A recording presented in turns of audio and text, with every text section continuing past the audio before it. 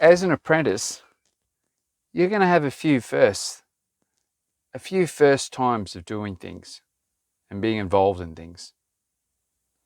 Let me tell you about a little experience I had this week. And yeah, we'll talk a little bit more about doing things for the first time, this time in midlife. Speaking of first, guys, how's this? Yeah, that's right. I've got aircon in the Commie. Finally got air conditioning in the Commodore. Oh my gosh, that's a good first for me. G'day guys, Chris here, Midlife Carpentry. Back in for another little installment for you guys. So I'm in the bathroom today. I've got a couple of little holes to fix up. We had the sparkies come through and hook up the two air cons. So yeah, I'll be busy ducking in and weaving and getting that done. So I'll take you for that little journey. I'll show you what I do and stuff.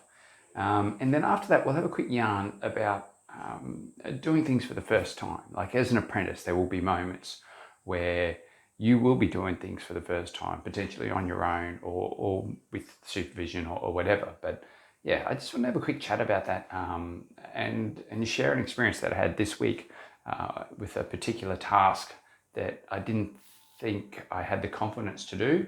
And yeah, I gave it a crack and I feel a little bit more comfortable now and we'll do it more often and only get better. So yeah, stick around. Let's get stuck in. See you guys.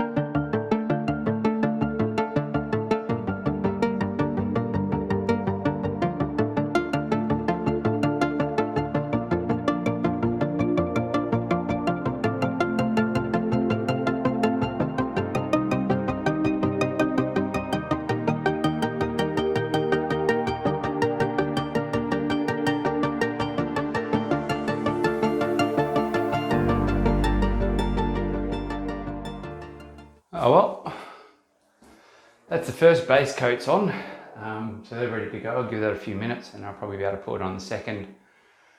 You never worry about the first, you know what I mean? Like the first is well, it's a base coat, it's your foundation, like I mentioned before in the past, and that's what you want. If it's rough, it's okay, it's not too bad. Keep it as smooth as you can though, on the outside and stuff, because obviously you've got to sand it and level it off because your next coat comes over. But then your topper coat will smooth things out again. So yeah, so always roll with two base coats and then I normally do a top coat on average. That's normally it. So, but if things are bad, I normally put a third base coat on just to skim and then I put a top coat on. So yeah, that's just how I work with plastering and stuff and patching. So those two are getting done and drying. It's good. This week I had a dawsome job to do. I love it, eh? Dawsome. So I had to change a jaw. Change your door out. Okay, so this is a solid core door, external of the building. So I had to make sure obviously pulled off. The old one was wrecked, like it was just lack of sealing. It's important to seal your doors. It doesn't matter where they are, the conditions and stuff like that can smash them. So make sure you seal your doors, guys. Yeah, I know there's special little paint brushes with sealer in them and stuff these days. Easy Prime, I think they're called. They're out there, they're pretty easy. I normally keep a can of undercoat and stuff and a brush on me because I'm painting all sorts of stuff as well. So, and yeah, that's what I did this time. But anyway, back to the door and the first time I did it. It wasn't doing the door that was the first time for me, but there was a particular task when you're installing a door that often you have to do. And that relates to your hinges. Checking in a hinge, okay? Now, I probably didn't really have to do that normally on this door sort of setup. Normally it's a steel frame and stuff like that. You'd have your hinges already organized and you're fine. But it was a steel mounted hinge at the bottom. Okay, so mounted to the door frame with a pin. And then there was an actual proper stainless steel hinge at the top. big commercial one and stuff sitting up there. That was because the old steel one was broken. So to try and get things to level up, I had to check out the one at the top, not the bottom, so that I can try and make sure the door doesn't end up sitting out on one side. So yeah, I've trimmed it up, which is good. I've worked out how to do it. But to check it out, check out my little video, I actually used the trimmer.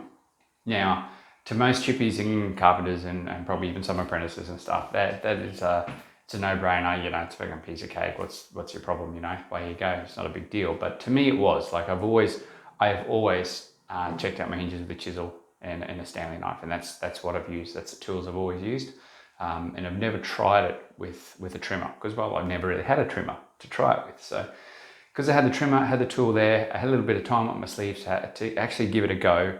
I took my time, I set it up right as best I could, worked out the depth the trimmer, the bit on the trimmer needed to be by getting the hinge on top of that and leveling it out. Make sure it's nice and flush. Doing a little slight test first, make sure that hinge fits in nicely, and then I had a crack at doing it out. So I still had to finish off with a knife and a chisel and everything. But yeah, I can see it does become quite efficient. So you do sort of stick to a level, but something I found, and I don't know if you guys are ever doing this for the first time, just be very mindful that that base plate runs out of material rather quickly. So while you've actually got the trimmer on the door and you're going for it, all it takes is for you to just slightly twist your wrist in the wrong angle or drop down and stuff, and then you've dug into your door. So just be very mindful of that and take it carefully when you're trimming out. There's a lot of jigs out there, I know. There's a lot of easy jigs, there's fast jigs, or whatever they call it, fast hinges.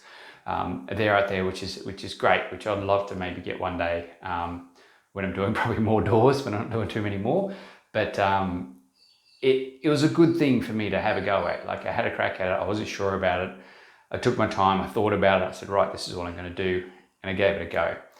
Now I feel the confidence. I'm like, okay, I've done it once. Next time I'm going to try and do it again. I'll see if I can get better and improve it and make it better and better and better. And and go from that. So no different from when you start using a chisel for the first time. You know, you're learning how to use it and you know the angle you need to have it to get particular things done and stuff, and making sure it's sharp and makes a big difference. And yeah, there will be first times for your job. First times when you're out as an apprentice, no doubt at all. Sometimes you'll get instructed to do things. Sometimes you'll just be left to your own devices to have a go.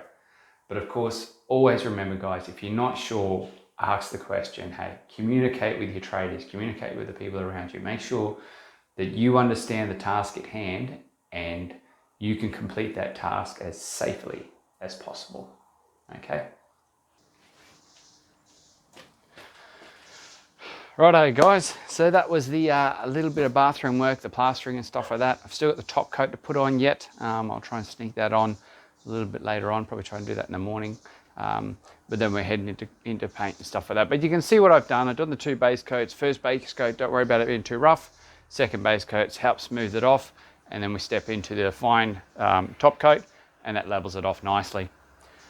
Righto, tool shout out. I've got to do a tool shout out. Relates to something from one of the comments I saw on one of my videos. It prompted me to actually mention this little piece of kit. So it's a little vacuum cleaner, little 18 volt vacuum cleaner, wet and dry, HEPA filter, and away you go. I heard that this person wasn't really enjoying the filter, they're a bit wasn't really enjoying the vacuum, and they were a bit disappointed by it. But yeah, I love this thing. It's not a big vacuum. No, it isn't. Like, we all know that.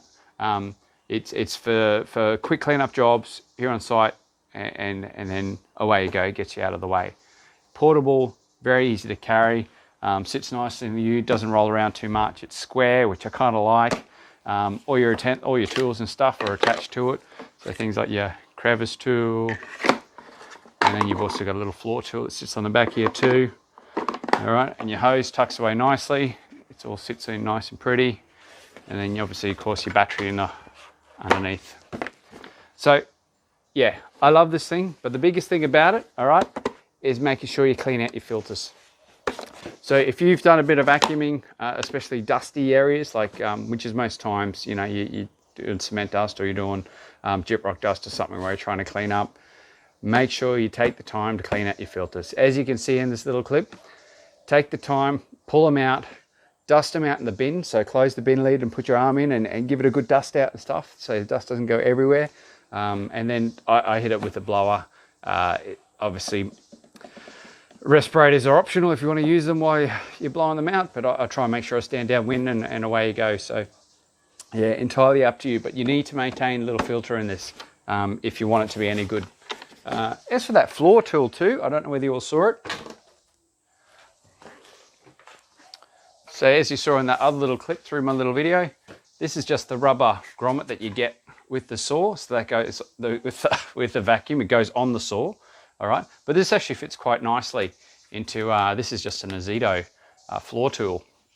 Very simple, very basic, no rollers or anything crazy like that. It does the job great. So when you've got to clean up a larger area, you know, just to pick up that fine bit of dust to make things look nice and tidy, yeah, way to go. And that's my shout out for this week, guys. The Makita, hang on, I better give a model number.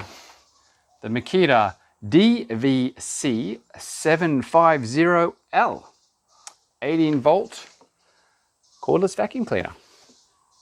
If you haven't got one, give one a go. Righto guys, that'll do it for me this week. Build on legends, get stuck in, smash it out, have a good one, and yeah, I'll see you next week, eh?